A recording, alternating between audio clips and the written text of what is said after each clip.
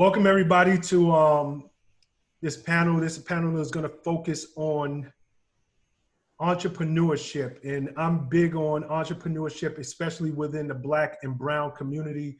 My name is Shawn Prez. I am the founder of the Global Spin Awards. I'm also the president and CEO of Power Moves Inc. Marketing and Promotion, long-standing history in the music industry, working alongside Shawn Diddy Combs, helping him to build what we know as the iconic record label, Bad Boy Records. From there, Shawn John to Ciroc Vodka, now Revolt. So long history in the music industry, marketing and promotion, and events. This is a subject that's near and dear to my heart, which is entrepreneurship, especially within our community, creating wealth, generational wealth, being able to support our own within our communities. So I want to invite our guests or our panelists, give them an opportunity to share who they are, what they do, and then we're going to have a deep dive conversation. So this is more of a learning panel. It's not about entertainment. It is not something to get you up, running and listening to music and getting out your seat. It is to learn and to help aspiring entrepreneurs get their business off the ground, or if you are an entrepreneur who's currently doing it, taking your business to the next level. Our first panelist, Kelby Cannick. Why don't you introduce yourself, tell us who you are and your business. All right, so Kelby Cannick, publisher of Making a Magazine, founder of the membership. I started off coding when I was 13. I started rapping when I was 16, put out my first project when I was 17. I rapped from age 17 to like 22, 23 in Indianapolis. And I was whack, but I made money doing it. I never made less than $40,000 a year rapping in Indianapolis. And so it's like I approached music from the standpoint of entrepreneurship early on. I wasn't never running around trying to get a deal or anything. I wanted to just make some today money. And so everything that we do with the company, with Making a Magazine and the membership, is really essentially to teach independent artists and people who are aspiring for careers in the music industry to approach it from a practical standpoint of entrepreneurship and not just chasing a dream. Great. Lou McCall, why don't you introduce yourself and tell us about your business? Okay, I'm Lou McCall, and I'm the owner of Extra Fox Music, LLC. We specialize in the business of music, contracts negotiation, copyrights, trademark, deal closing. I've been in the music business for over 50 years, and I've worked in all aspects of it, but I mainly focus on helping young minority artists with their first contracts to understand, the business of music, particularly the lucrative parts such as publishing. So doing that for a very, very long time. Curtis Daniels, why don't you introduce yourself and tell us about your business? My name is Curtis Daniels III. I'm originally from Carson, California, which is in Los Angeles. Went to Michigan State, graduated with a degree in psychology, and I'm one of the two owners of Patchwork Recording Studios. And just this July, we just celebrated our 25th anniversary. When we started off, my homeboy Bob Whitfield was the original owner. He played about 14 years in the NFL. And then me and Mike, which was one of our engineers, purchased it from about 10 years ago. So we do recording, mixing, mastering, digital distribution. And our other brand, which is about 10 years old, is called I Do Music. And the mission statement of that is to educate and empower artists and musicians worldwide. So we're about sharing information. Okay, wonderful. Curtis, I'm gonna throw this back to you. How important is, we live in a society where everybody wants to be a boss. Everybody feels that they can be an entrepreneur. People want to skip the line, essentially. They don't realize just how difficult it is to be an entrepreneur. You talked about your degree. How important is it to have a formal education if you're going to be an entrepreneur? I think the people that have it say it's important, and the people that don't try to belittle it. You know what I mean? I don't think either way determines the outcome, but you know, in my world, for me, I always say the most disrespectful thing somebody can call me is a boss, because I don't boss anybody around. I try to lead. And so I always think that if somebody wants to be an entrepreneur because they want to be a boss, then they're kind of doing it for the wrong reasons, just starting off. You're going to be the last person to get paid. Nobody's going to say thank you when you cut their check. And you're gonna shoulder a whole bunch of burdens as far as debt and responsibilities if you're going to do it legit. But I think that the formal education is important, because it's not just the education, it's the being away from home. It's being out there on your own and adapting and dealing with all kind of problems. Because I always distinguish when I ask somebody, did they go to college? And then I say, did you graduate? Because it's a whole bunch of people that went to college, but because of the obstacles, be it financial, be it grade wise, be it money, be it getting somebody pregnant, somebody in your family dying, a lot of people don't finish. So at my job, I really only employ people that went to school. Those are all of our interns, and the people, I tell them to bring their books to the studio because I value it that much. And for me, it's just kind of like a prerequisite showing that somebody can come up with the idea, stick with it, deal with obstacles, and stay on course and finish. And to me, man, I value that almost more than anything. So most of the people, like I said, we employ, they've never worked in the industry, but I'll be like, did you go to school? And when they tell me what they majored in, and if it's something like not super easy or whatever, I'm that excites me. You know what I mean? So I think it's important, but I don't think that it's necessary. I think that, you know, you can go either path. But let me say this. I do think it's different. It's a different perspective when you did something and you didn't do it.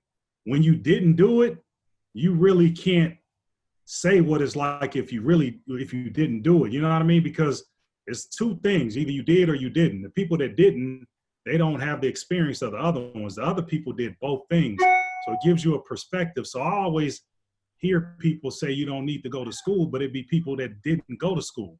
And I'd be like, you just thinking of the book smart and you can learn on YouTube, but it's so many other things that round you off as a business person in college or school.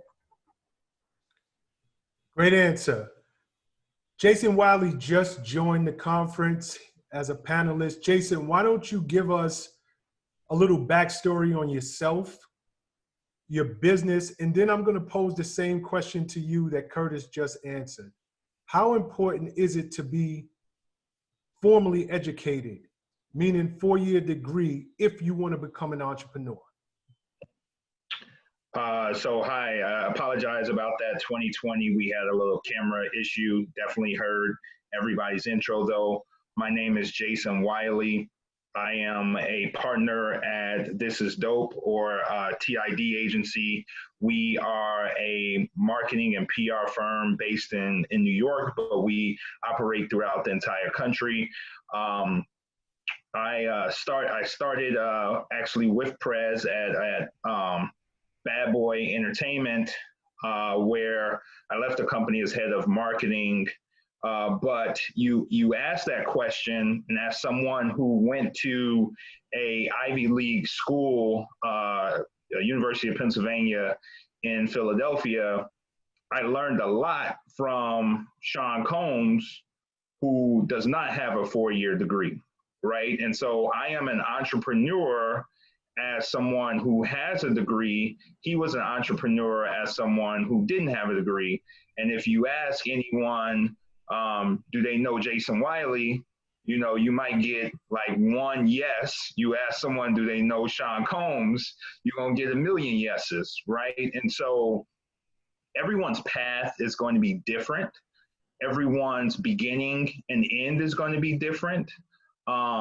You know, I would say the degree, college is especially important for me because I learned a lot about myself there. And I learned like some things about what kind of career I wanted to get into. Some people will not have the same experience in college as I did. Some people come up with ideas before they graduate from college. Ask Mark Zuckerberg, ask Michael Dell, ask Bill Gates, right? Billionaires without degrees. Now you ask Warren Buffett, he has 2 degrees, right? Like, we can go through the list of things. The degree doesn't make you. It's the person who you are, and the work ethic and the willingness to learn, lead, and to follow is what makes you. You know, you like people, like you said, Curtis, about being a boss, like that word, it's not really true, because a real entrepreneur, a real leader understands they don't know everything, and that they need to encompass their circle with people who know more than them, so that they can learn and continue to grow. Great answer. Linda, you've been doing this for 50 years. You have a ton of experience, a wealth of wisdom. What are some challenges that face minorities, not just in the music industry, but in business in general, and more specifically women? And how can they overcome these challenges? Well, to go back to the previous topic about education, I have an education, went to Howard University, went to law school, but the biggest challenge I had is being taken seriously in this business of music, because the areas that I work are primarily dominated by white males. And so it's been difficult over the time that I've been in the business. Fortunately, I've been able to align myself with other women who help bring me up. And then I, in turn, reach back and bring other young women up. But it has been very, very difficult. As you know, women are paid less than men in the same position. But again, if you go back to even the education or not education, I really think it's all about your hustle. I hustle.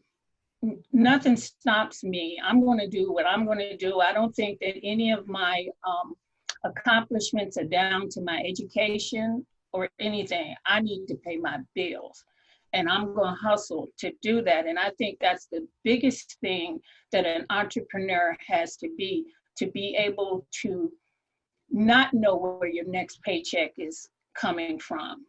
You know, that paycheck to paycheck thing, because we have to hustle. We'll get paid a lot of money one month and no money the next month. So it's a continual grind for us. And not everybody can deal with that. Most people need to have serious financial discipline to do what we do, which they don't. You have to be able to take risks, which a lot of people don't. I like signing my own paycheck, which means if I don't get up and go to work every day, I don't get paid.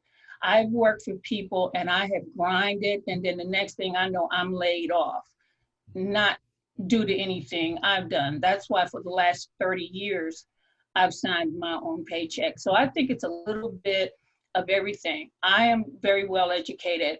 My son only went to high school, and he's extremely successful. He's also self-employed. So I think it's all about the person, not so much needing education to get ahead in this business. Thank you. Kelby, COVID has threatened industries, small businesses, large businesses across the gamut. Number one, we're all in this same thing together right now. We're fighting to keep our head above water. We're fighting to keep our client base, keep business coming in. How have you survived COVID? And give some advice for anybody who is starting a business. They're starting it at, some people would look at this as a great time, right? You know, if you go with the Warren Buffett mentality, he says when there's blood in the streets, that's when you attack. But other people may look at it like this is the worst time to start a business. It's the worst time to be in business. Nobody is spending money. How have you survived, and what's some advice you can give to people out there who are now struggling to either get in business or survive with their current business? Well, we started the magazine in 2007.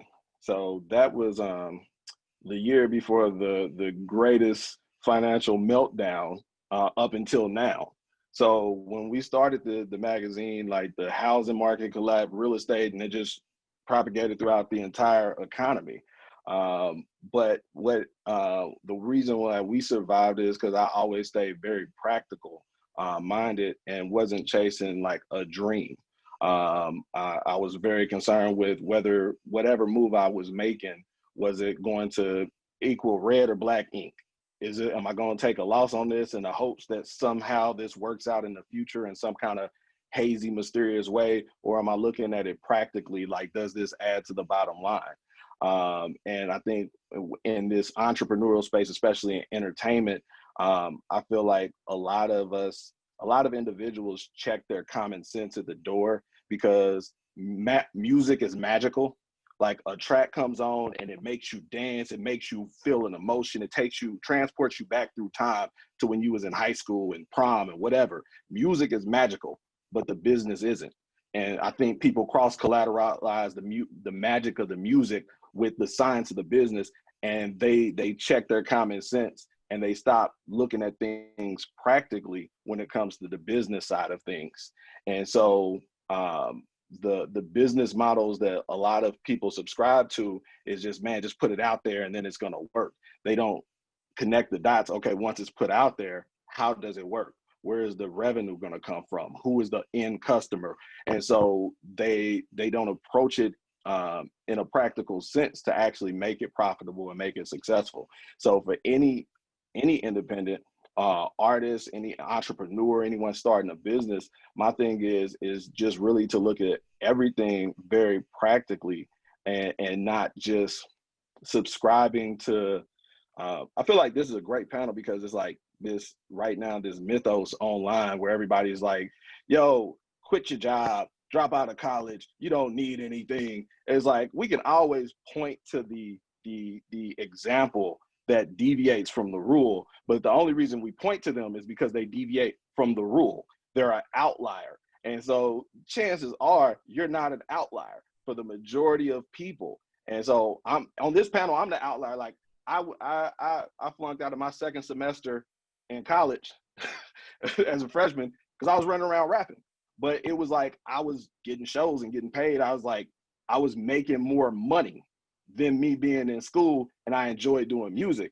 And so even in that, my mom kept, hey, go back to school, you need to get a job. But I'm pushing at 6 figures right now, doing music, rapping. But it was all because I was disciplined, and I think it's a difference between intellect and education. It's a difference between doing what you're told and doing what needs to be done. And so for all my entrepreneurs, is like, when you see a problem, everybody may tell you what to do, but you got to look at it and be practical and just do what needs to be done. And sometimes that includes shoveling the shit. As an entrepreneur, you're going to be doing a lot of that. What people don't realize, they're so focused on being the boss, they don't realize the heavy is the crown, heavy is the head that wears the crown. You do it all. You're the one throwing out the garbage, and you're also the one who's writing the paychecks. Curtis, swinging it back to you. Everybody knows Patchwork Studios, legendary.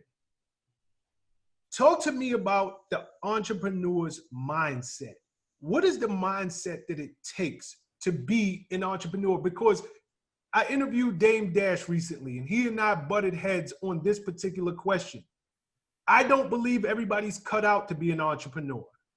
Somebody has to be a worker. He thinks differently. He thinks everybody can be an entrepreneur, and he's selling that. What's the mindset of an entrepreneur, and what does it really take to be successful, especially as long as you and your company have been? I want to, I think when you asked Linda something, I did want to chime in on that real quick. Please. I was saying, like, I think some of the struggles, especially for us, as minorities or Black people, it's a couple things I jotted down. I always say, like, I think it's kind of how we start off the structure of our business. And then I think another issue is the access to capital, which is bad because of our credit and the way we kind of do our books. And so it's weird for me, like, okay, like I always have a couple of bankers that be wanting to take me out to lunch because they're trying to find people to give money to. And so, like, you know, we never had a real problem getting our loans or financing. So they'll always be asking me, do I know of anybody else that needs some money? And I know all these people, Black people that got businesses that need money. And the reoccurring theme as to why they can't get the money, I always say they kind of playing one or two games. Either they set their business up and they've been in business 6-7 years and they never show a profit and they don't pay themselves a salary. They want to write everything off. So it's a tax benefit. But when you get that tax benefit, you can't get the credit benefit.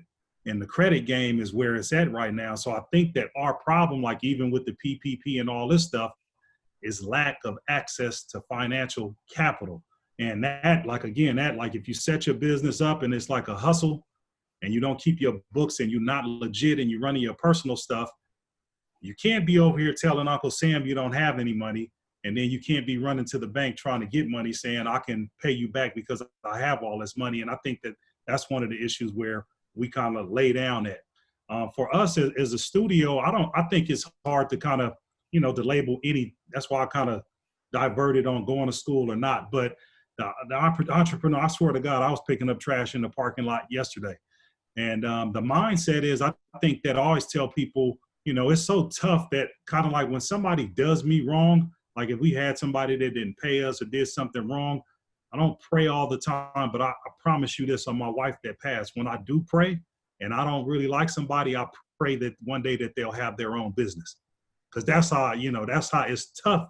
And so it's kind of like you kind of got to have a stomach to be sitting over there to be like, you know, when we rebuilt our big room, man, we spent like $3.5 million. And to be like, that's on your personal, I mean, you got your business, but you got to personally guarantee that.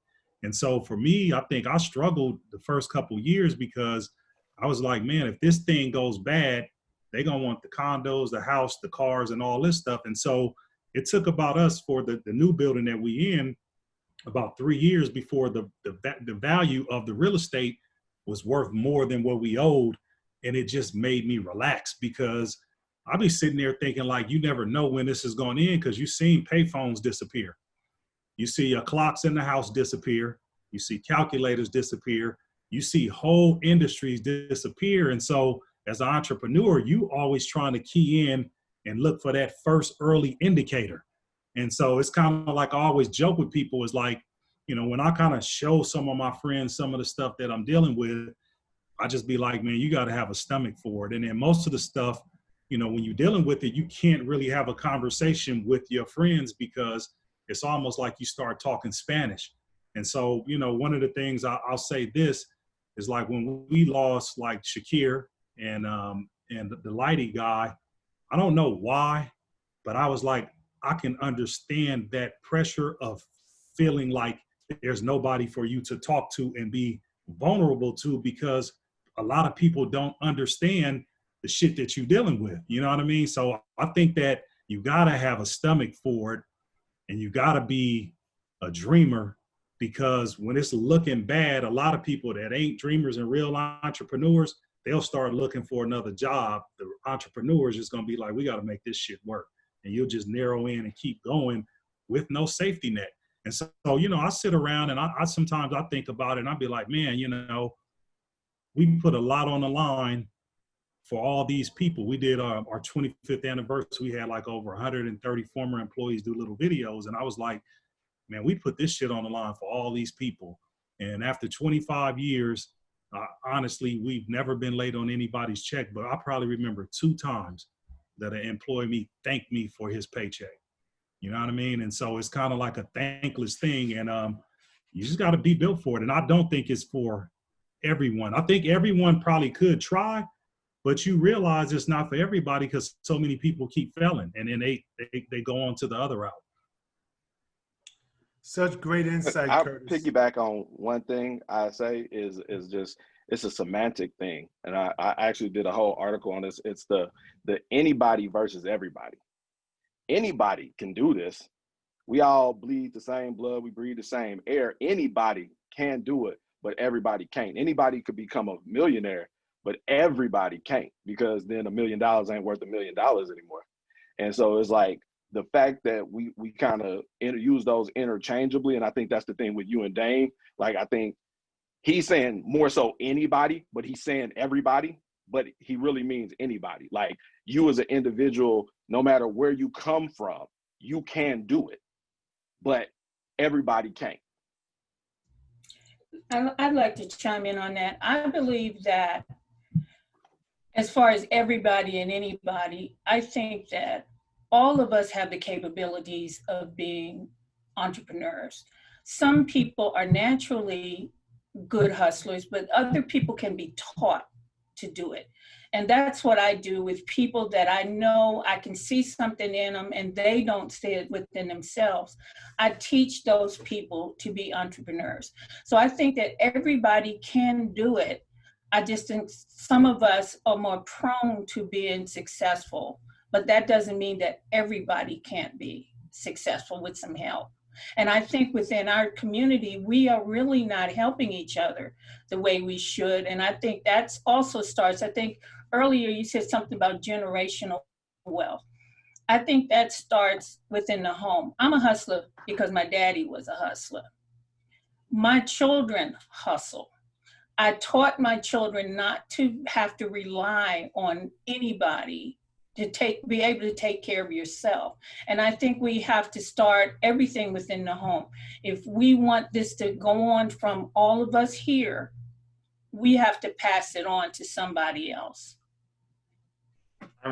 Prez, I'd like to jump in. I think this is a really good topic around entrepreneurship, because I kind of disagree with some of the panelists, and I feel like you are destined in this world to be who you are going to be, and whatever that is, it is your responsibility to understand that. Not everyone is destined to be an entrepreneur. Not everyone is destined to be, like, there are some things I wish I could do. Like, I'm 6'2". I have never dunked a basketball. I'm gonna say that around Black people. I know, you know, you're not supposed to say that, but I've never dunked a basketball. I've come close numerous times, but you know what? Like, that's just not for me. There are other things that are for me, right? And so I have to recognize the things that are for me. And just because you can't do something doesn't mean you won't be great. Everybody's not great at everything, and everybody's not going to be successful at everything. So it is your responsibility, right? It's not somebody else's responsibility to find a path that is right for you. It is also your responsibility to circle yourself with people and to find those people who will help you, right? Because as an entrepreneur, I have never done anything by myself. Like, there has been someone who has helped me in some kind of way. Right now, you know, I can tell you about the sleepless nights. I can tell you about being up 4 hours 4 days in a row, but I can also tell you about having conversation with people like yourself around, like, obstacles I'm finding. I've had conversations with a lot of other people around, like, what should I do in this situation? Because I'm not ready. And Linda talked about this. You can be taught, right? There are ways that you don't know, and you need to be taught how to circumvent issues. Like Curtis talked about around these PPP loans and these things. I had a group of about 10 Black entrepreneurs who we talked every day around trying to get the PPP loan and EIDL loan, and like what we needed to do, what paperwork, what bank did they go to, what place did they go, how did they get it, what did they say, what did they do? I mean, and for 2 months straight, right? 2 months straight, we talked every single day to figure out how we could collectively get the money and utilize the money, right? Without them, I wouldn't have been able to get it, and my business would have failed. But with that collective, I was able to get it and be able to be successful with it, because I surrounded myself with people who shared, who were open to sharing, and who were not uncomfortable with the idea of, I don't know, I need help. And that's what we utilize each other for, is I need help. So I'm gonna ask you, you're gonna ask me at some point. We don't know everything. I love all of you guys' answers. You know, for anybody who is listening to this, I think that you all provided a wealth of information right there. Jason, just piggybacking off of what you said, I was going to go one place, but I think I want to stay here. For any of the panelists, let's talk relationships. How important are relationships to the success of your business? And more important, myself, right? As an entrepreneur for over 20 plus years, the one thing that I despise more than anything is when people come up to me and say, Shawn, I want to work for you. Shawn, put me on. Shawn, I will do anything. Well, what does anything mean? It's not my job to figure out what you're good at. Talk to me about the importance of relationships, and more important for anybody out there who's aspiring to meet one of you guys who's listening in on this panel. Narrow it down to an effective elevator pitch that they could come up with to get your attention right away. Can I say this? Can I say, I think that, you know, from my experience doing a bunch of consultations, and this is what I've taken from school. I remember when I was in college, you know, they give you a syllabus and they tell you what you got to read and when you got to test and stuff, and you go to class. I remember one time I was in this class and I got mad at the teacher because I thought she was going too fast. I couldn't keep up with the information. I'm arguing her with her like, we paying all this tuition. You're supposed to be teaching me.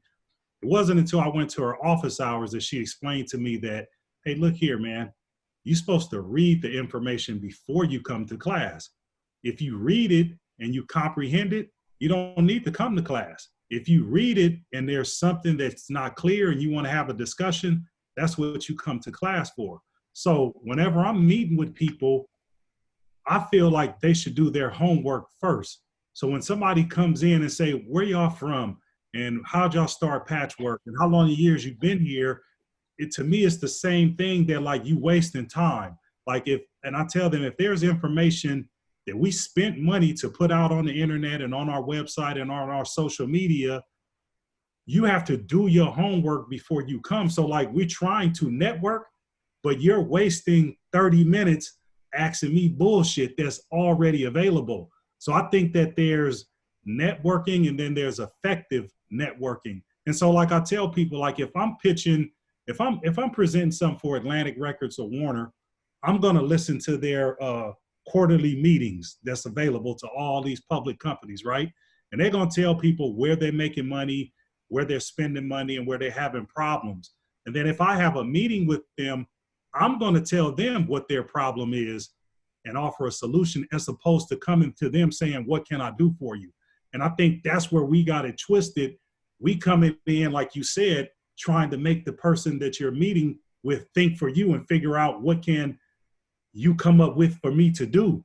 You need to do your homework on the person that you're meeting with or the business, find some gap and come in there with a solution, because everybody wants, you know, they'll take the help, but that's where our glitch is, because I'm open to helping everyone, but so many people come in there and they'd be like, so where did Patchwork come from?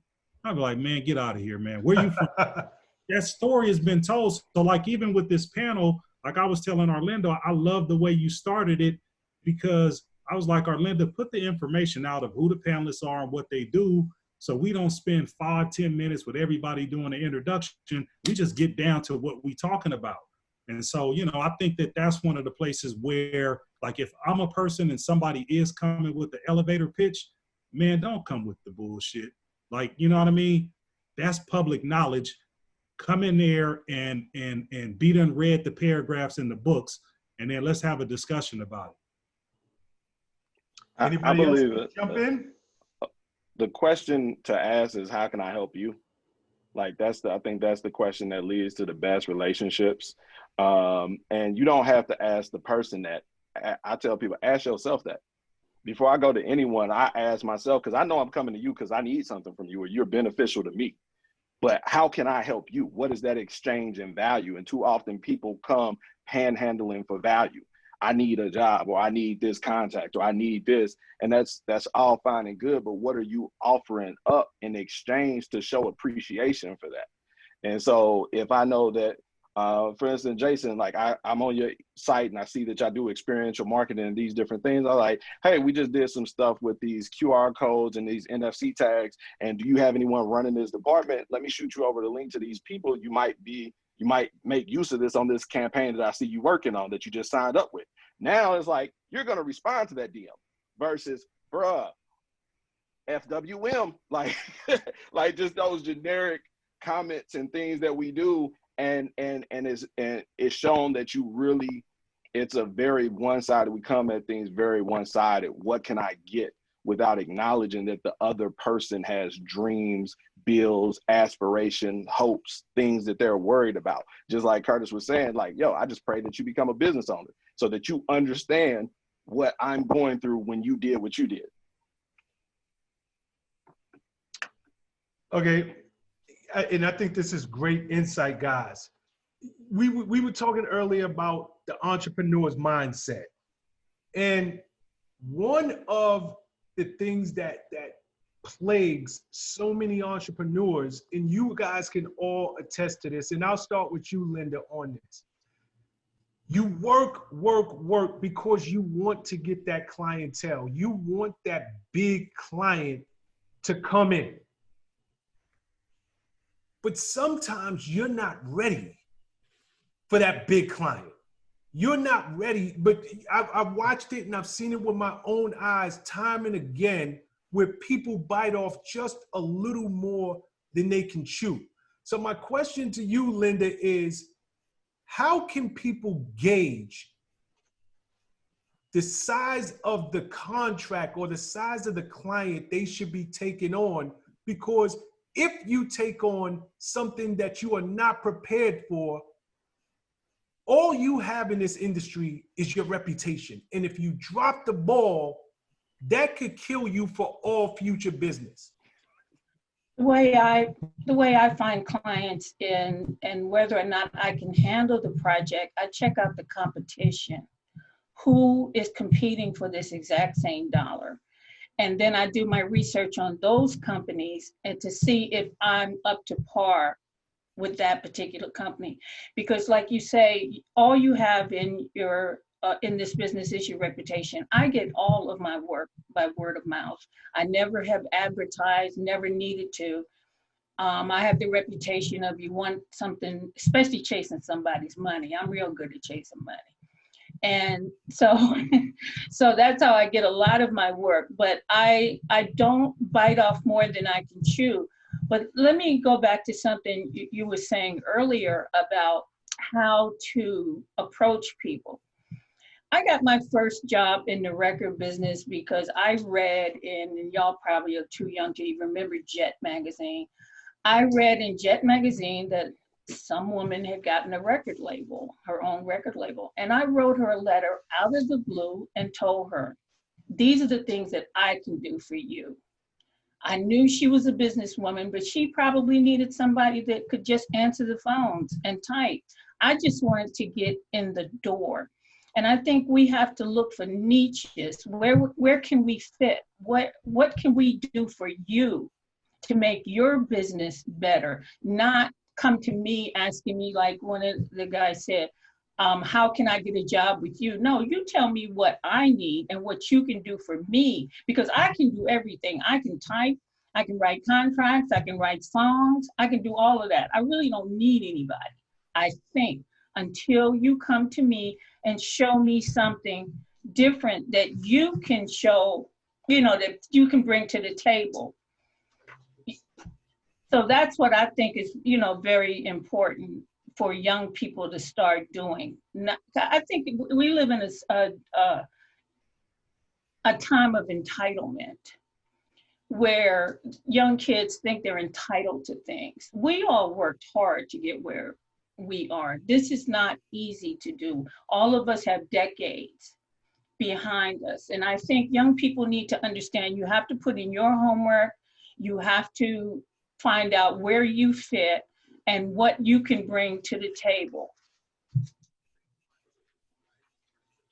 Great answer. Jason, can I kick that back to you? Because I know you're in the marketing business, and, you know, obviously you, like all of us, want to keep your doors open. It can be very attractive if the right Fortune 500 client knocks on your door. But if you are not prepared for it, if you do not have the staff, if you do not have the back-end infrastructure, if you do not have the finances to pull off whatever it is you are contracted to do, it's not always the best idea to take on something that you just don't have the capacity to fulfill. Can you talk to us about that a little bit? Yeah, so I actually have I've learned that lesson the hard way.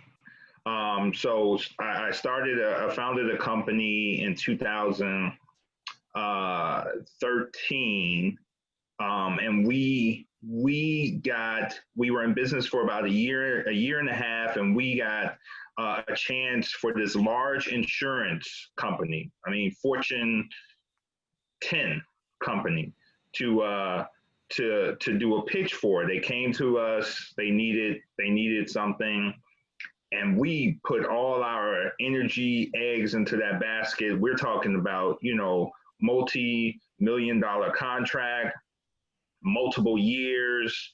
This would change our whole outlook, fortunes. We stopped kind of taking on smaller clients because we had so much energy into that large insurance company trying to get a pitch. Now, what people don't understand is pitching some of these large companies is a job. It's not even, I mean, that's there's so much that goes into it, so much research, so much effort, time, energy, money that we were shelling out trying to put this presentation together, doing these virtual things, building these platforms just so that we could come to the door and do this pitch. It went on for about a year. After the year, they just decided not to do it. What we were pitching for, it just went away.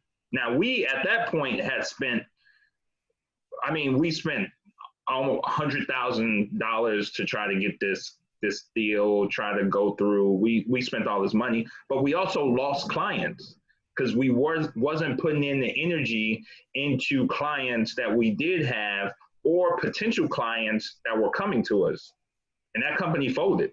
We had to fold because we just wasn't in a position any longer to do business. My partners were really upset about the outcome, everything's going on. We weren't ready. So then I had a conversation with a couple of people, Prez being one of them, who told me, you weren't ready.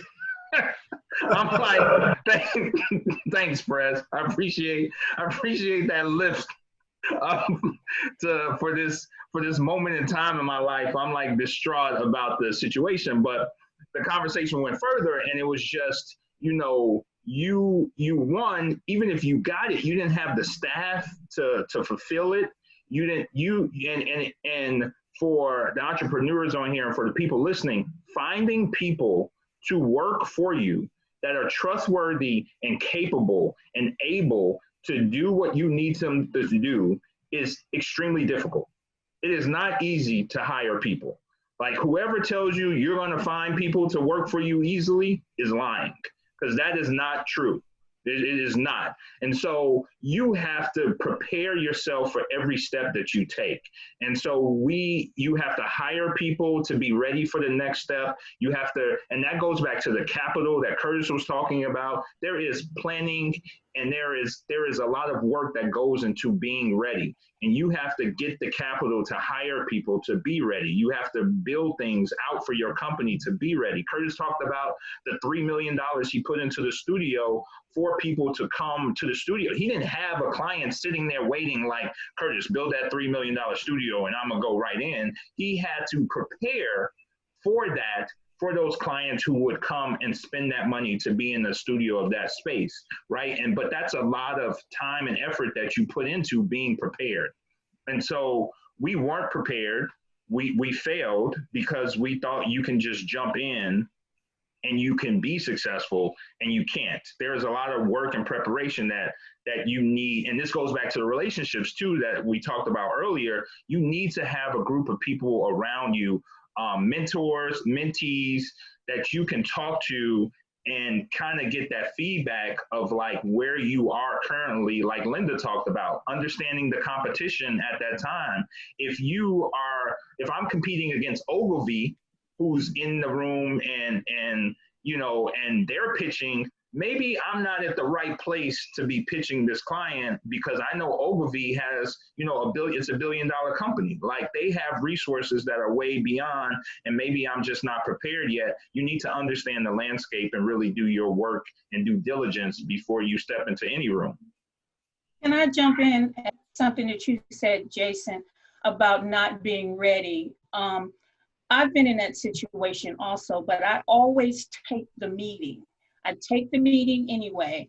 I suss out what they're looking for, then, because I always know someone who can do it, whatever it is they need. I'm not turning down any money.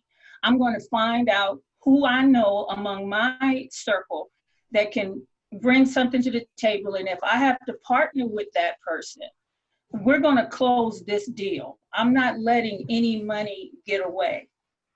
Because you can. On ours, I was going to say, so, Still, I always say, I think a man and a woman's strength is knowing their weakness. And it's a little bit more challenging if you go into a barbecue, to put just enough food. It's easy to put too much on there. We had a couple of situations where, remember, we was doing, I always say, if we didn't start in that one room house, we would have been failed. We would not be here. We wouldn't have made it past 3 years. Remember, we was doing a session with Rodney Jerkins when we moved to the big room, and one of our engineers turned off his drum machine and proceeded to delete a beat.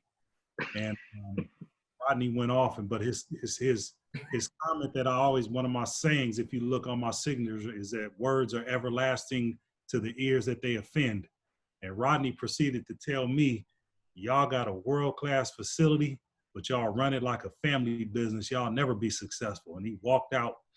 And we tried to give Rodney a day. Rodney wanted 50 days, talking about he charged hundreds of $1,000s for a beat, right?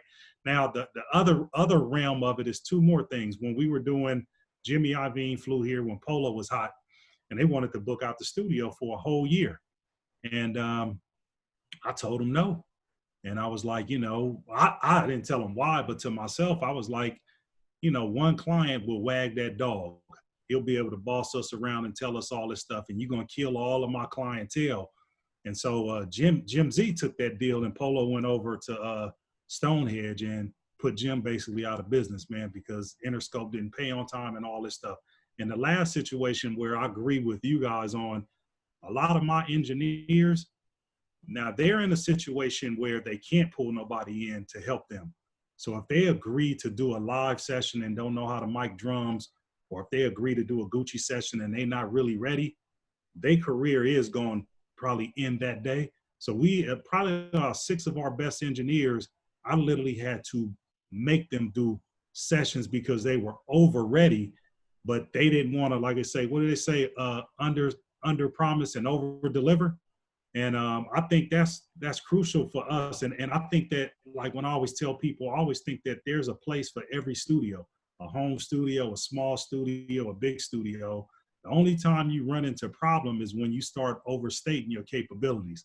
So if you got a home studio and you tell people, oh, we can do what they do at Westlake or at Patchwork or at Abbey, you run into a problem. But if you kind of stay in your wheelhouse and kind of under promise and over deliver, I think you end up being well.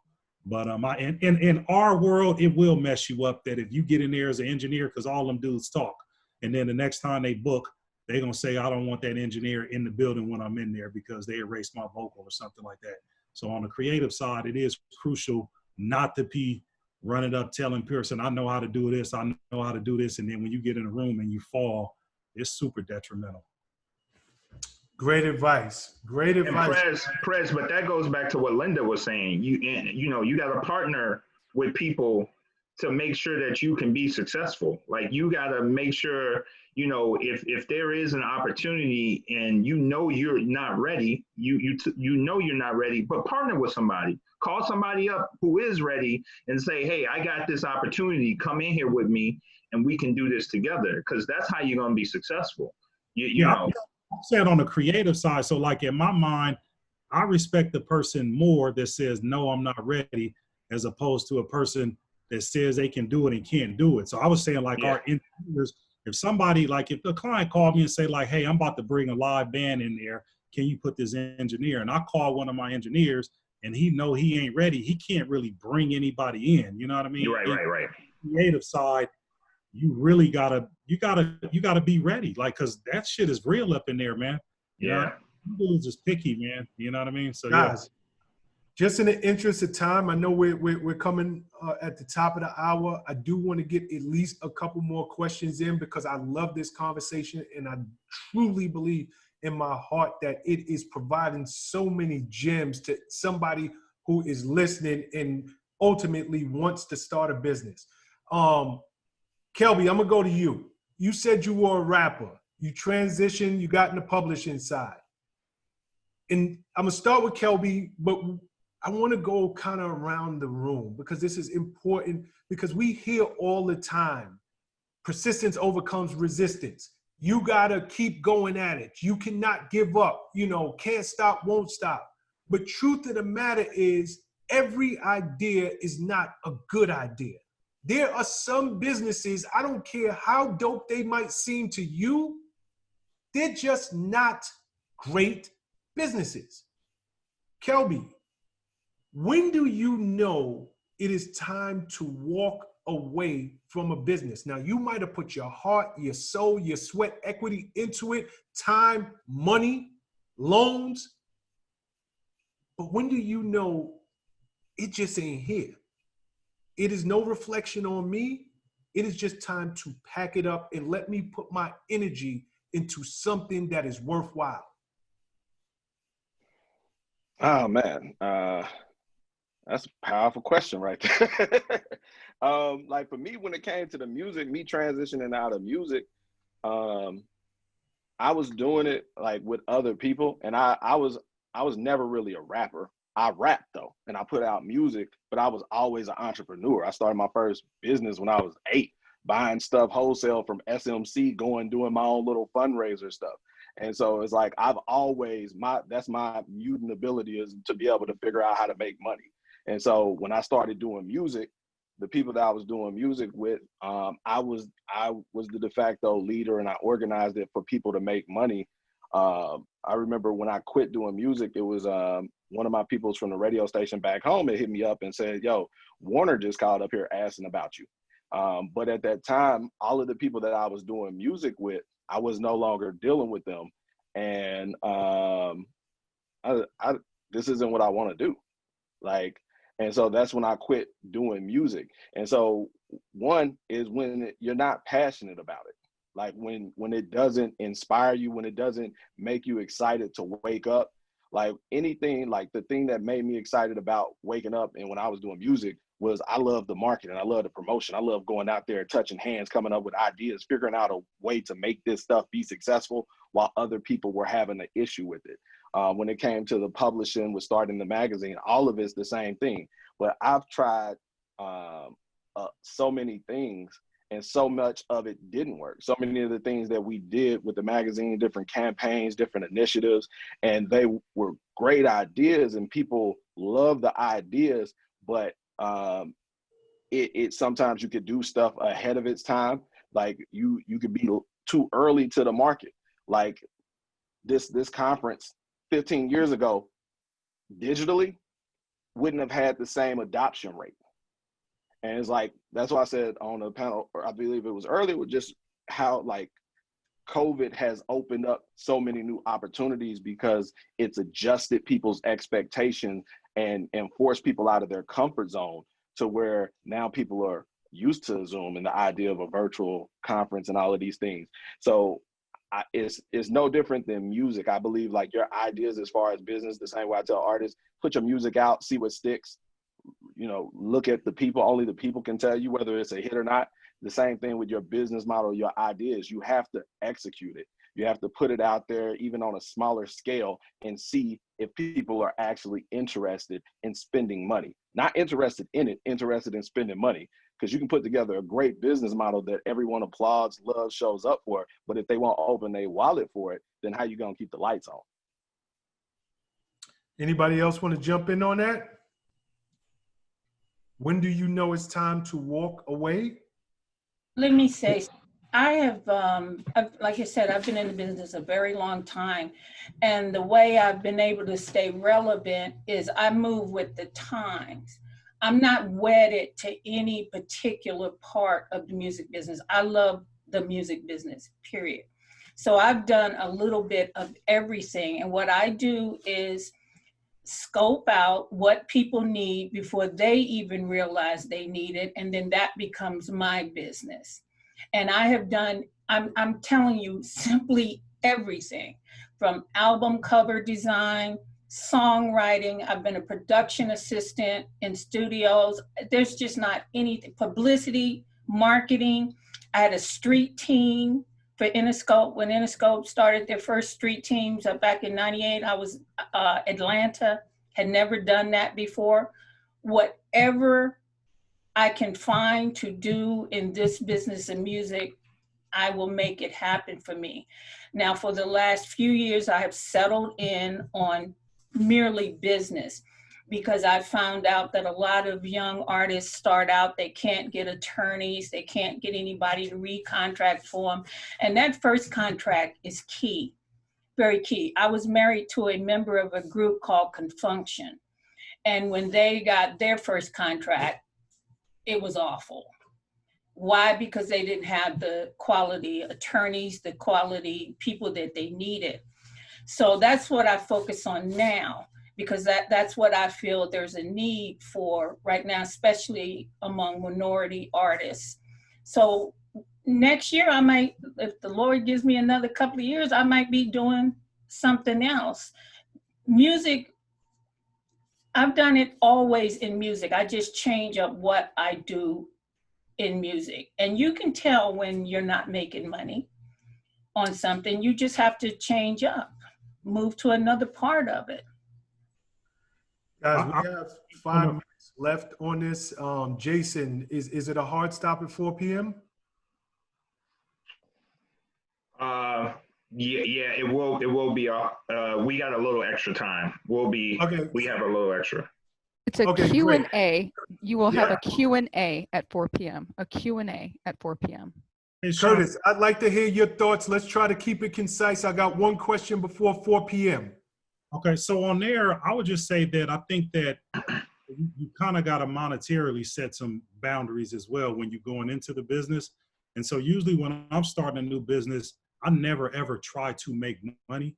I always say that I can celebrate 20 years if I break even. So I'm always trying to, look at how much it's going to cost, what are the expenses, and how do I recoup the expenses. So maybe you set a time frame that you say that, hey, I'm going to try this now, but you have to really try. You can't halfway do it.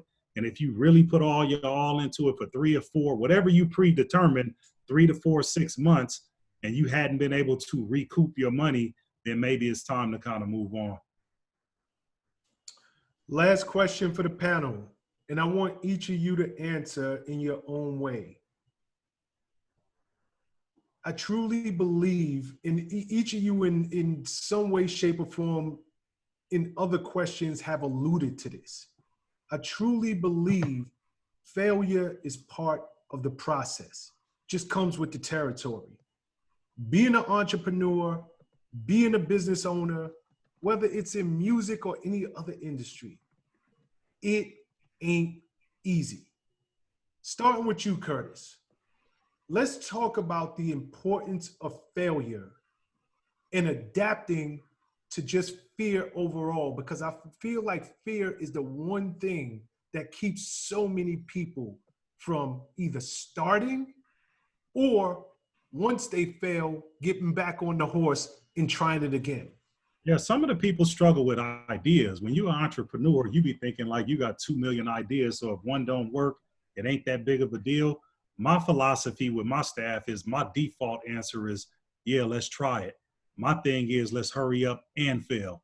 I learn more when stuff don't work, and then you just flip it into the next iteration of the idea. So the failures are I learned the most when it don't work, because then, you know, you got your ego bruised and you trying to figure out like why this shit didn't work. So you really break it down, and then you kind of move on. And my thing is like, let's make new mistakes. So if something ain't working for some reason and we identified it, then we're going to eliminate that and then just kind of keep moving on. I don't think any successful, I was thinking the other day, I was looking at LL and he doing Rock the Bells. And when I was Googling him, he had some type of app a year ago where he was promoting that you were supposed to send your stuff in and Boomboxy or something. And I just was thinking about all these people Tip done had restaurants, car lots, and record labels, and all these things done failed a million times. People will remember them for a little while, but when you get the one that pop up, it doesn't matter, man. So you got to hurry up and fail and get to the good part. It's like when you used to go to the club.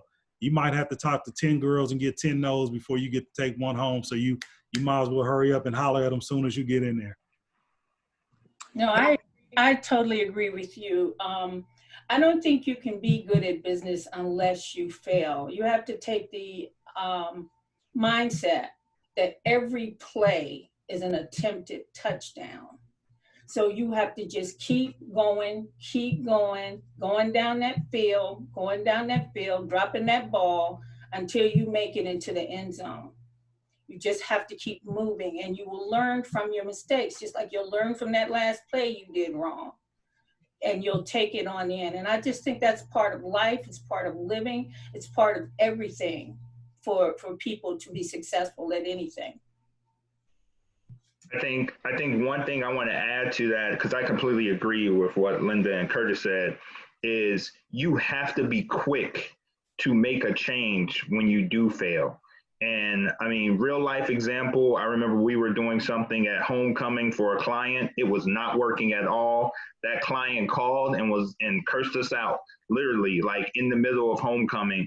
And so during Howard's homecoming, my team just completely transformed what we were doing for the client into something completely different. And they called and said, I like what y'all are doing. Thank you. And they have been a consistent client forever for us, because it wasn't about like you messed up. It was about, are you willing to change and to rectify your failure as soon as you realize that it's not working?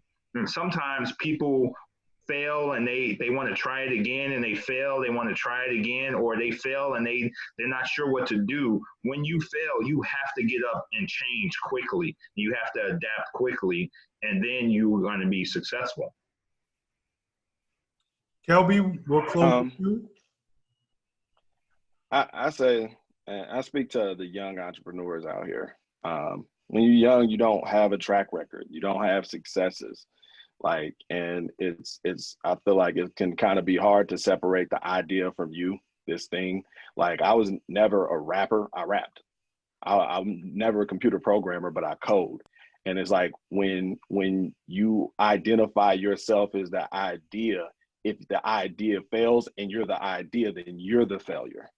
And it's harder to walk away from the business because now it's a personal failure, or I failed rather than that thing didn't work out. And I feel like that's a harder thing to deal with. And now with where we're at in the space and our culture and technology, Instagram, social media, all of this stuff, there are so many people ready to immortalize your failure.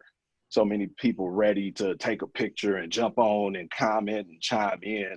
And so I think that makes a lot of younger entrepreneurs more afraid, because we all have private failures.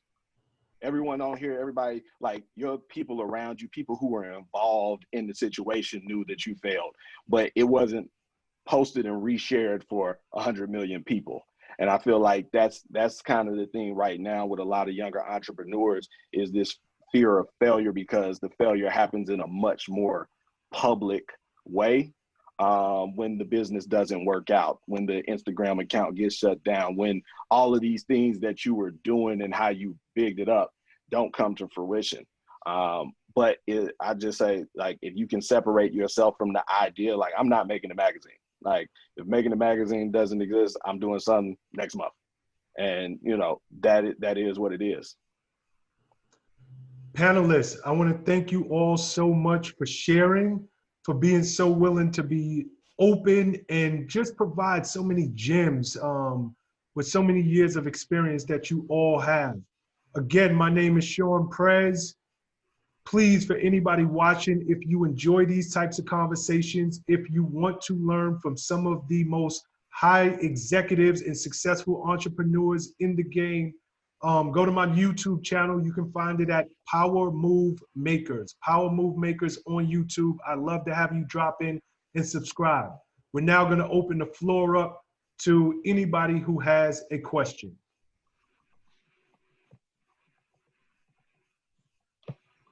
Prez, I think we have a few questions that have come in on the site.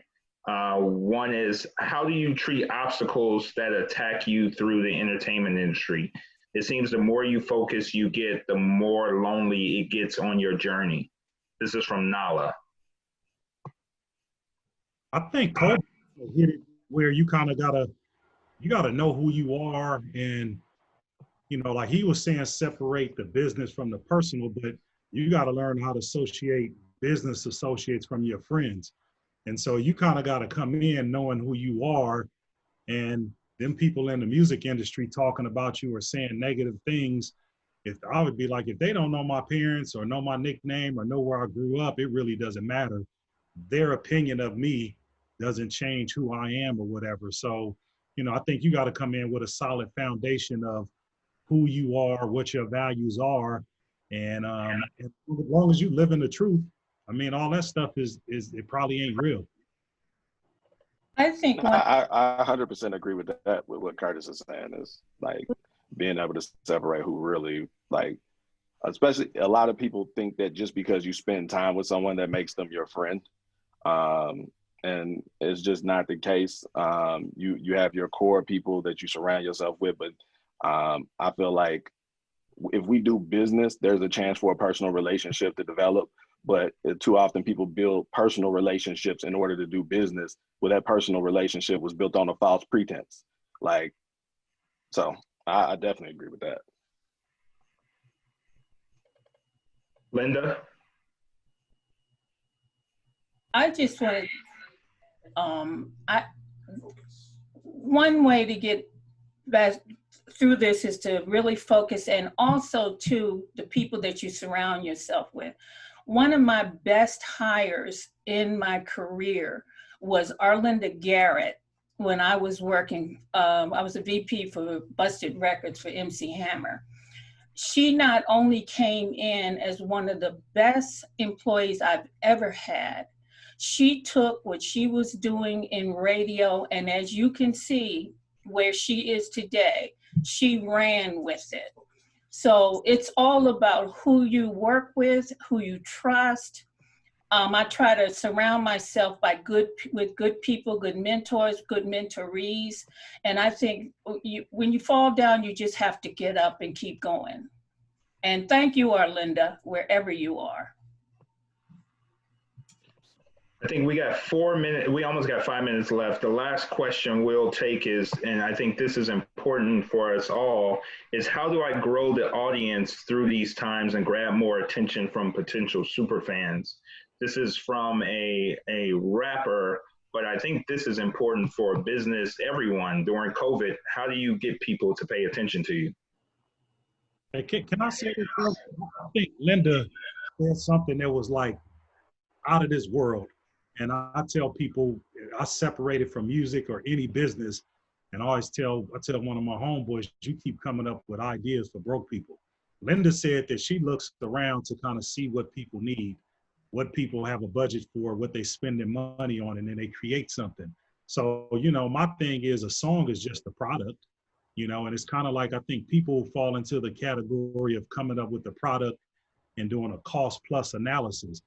And I always think that you have to kind of, like I always say, like a car engineer for Honda, they're going to be like, okay, first thing, they're going to identify who their potential audience is, college students between 18 and 23.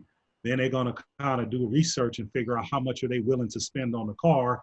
And then they're going to figure out what's important for them. And then they're going to go back to the car company and say, these people only willing to spend $18,000, but I want to make a $10,000 profit.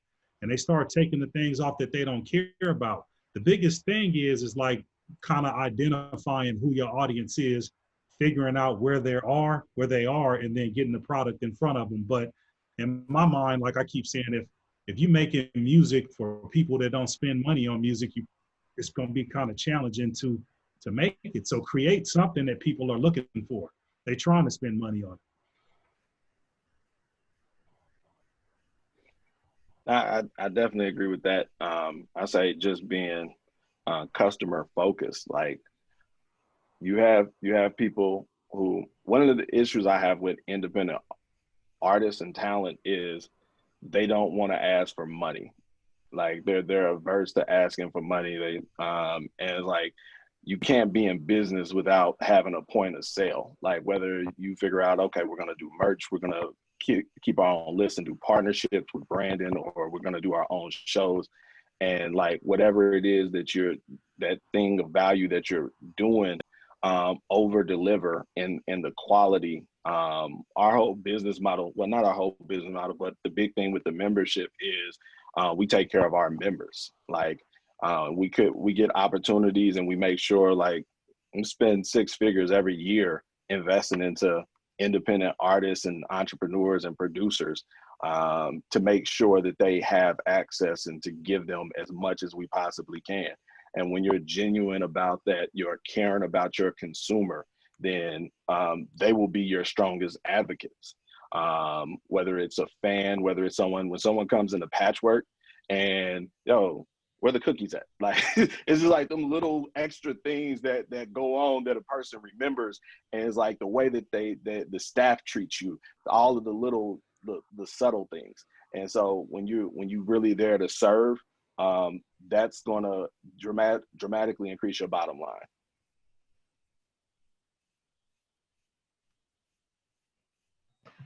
I just want to say, as a business, I think, COVID, every panel has kind of talked about this already. The one thing that COVID has kind of taught us, and especially as an entrepreneur, is you have to be creative in this time.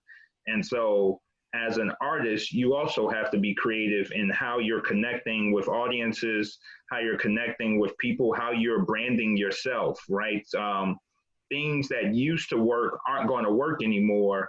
And so it is your responsibility to, and this goes back, I mean, everything we kind of are saying all works together. This goes back to the how you're utilizing your resources, your network, how you're putting things together, how you're putting it out there, how you're utilizing what tools you have and the capabilities that you have in your circle of friends and your circle of associates and mentors and mentees, and putting your time and effort into connecting and understanding the audience. The first thing you need to do is understand your audience and where they are now during COVID, and then figure out how to connect with them.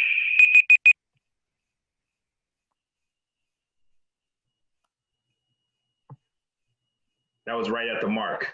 I think we just got kicked off, Prez. Guys, I appreciate you all. Thanks for being part of this.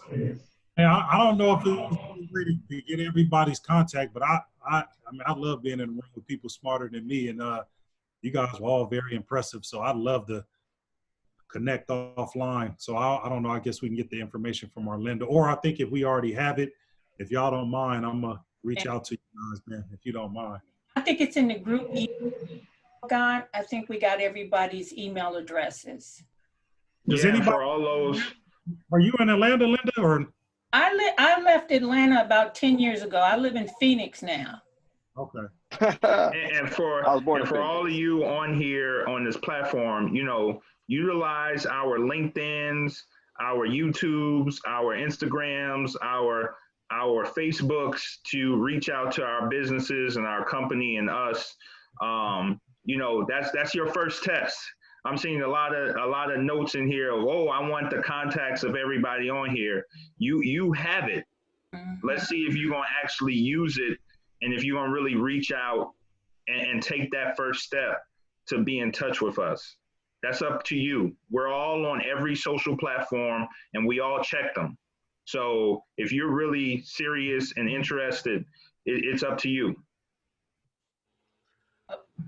Curtis, Kelby, Linda, Jason, you guys did your thing today, and I will definitely be in touch with each one of y'all offline. Like, I really enjoyed this conversation, so thanks a lot.